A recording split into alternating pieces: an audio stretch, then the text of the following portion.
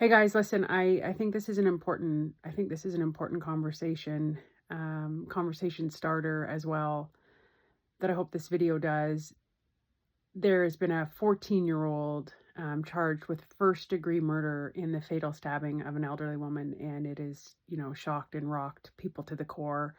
There was an emergency alert sent out on people's phones to take shelter, and then when they find out that it was a 14-year-old, it's really shocked people to the core. I've talked about this many, many times about the rampant crime in Canada and the legislation and policy of the soft on crime.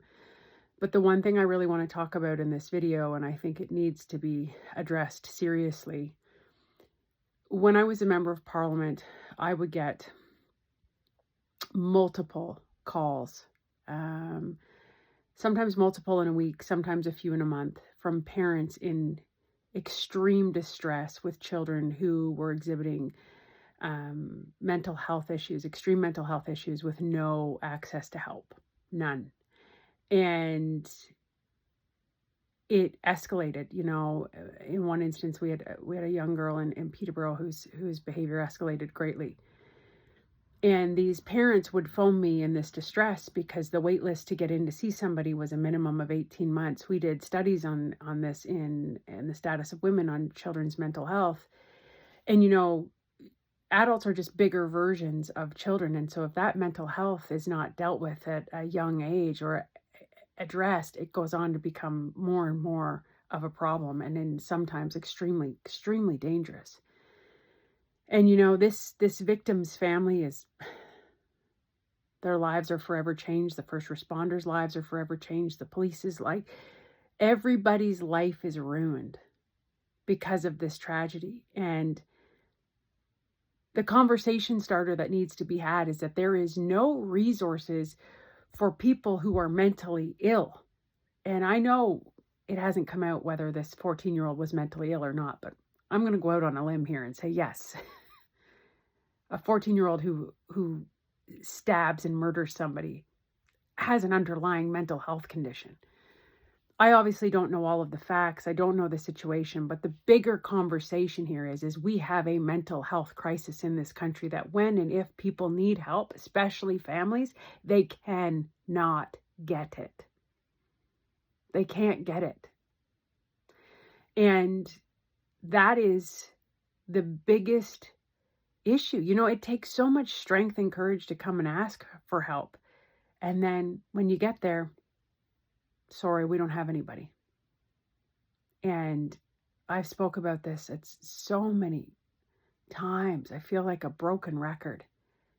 But if we don't start to invest in understanding the science behind mental illness, investing in the resources, investing in understanding, investing in giving, police officers are not social workers. They're not mental health workers. They're police officers. And now they're tasked with having to do mental health work. When I went out and did ride-alongs with the paramedics, over 40% of the calls were mental health calls.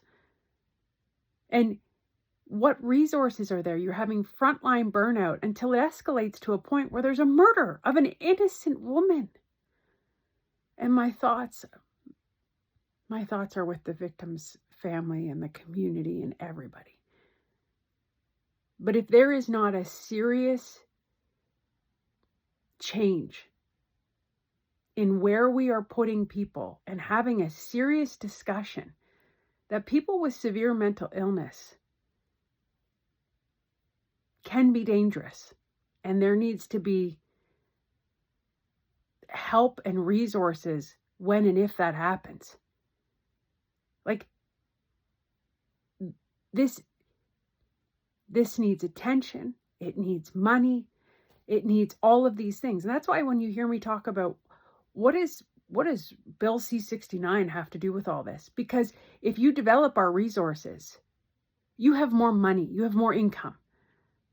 If you don't have the money to build these mental health hospitals and do these things, you won't do them. And our frontline, our nurses and our hospital, they are burnt out. Last thing I'll say to leave you with this. I believe out of tragedy, come solutions. I have this saying, it's called the stop sign theory. There's a stop sign there because somebody blew through that intersection and somebody was either seriously hurt or killed. And this tragedy in Pickering of this innocent life, this woman's life being taken. Let's hope something comes out of this where we say, holy hell, we have a problem here. And we'll need more details, I get it. But based on what I've seen and what I've witnessed in my time, the signs were all there. And this system failed everyone. And guess who fixes the system? We do. So let's do it.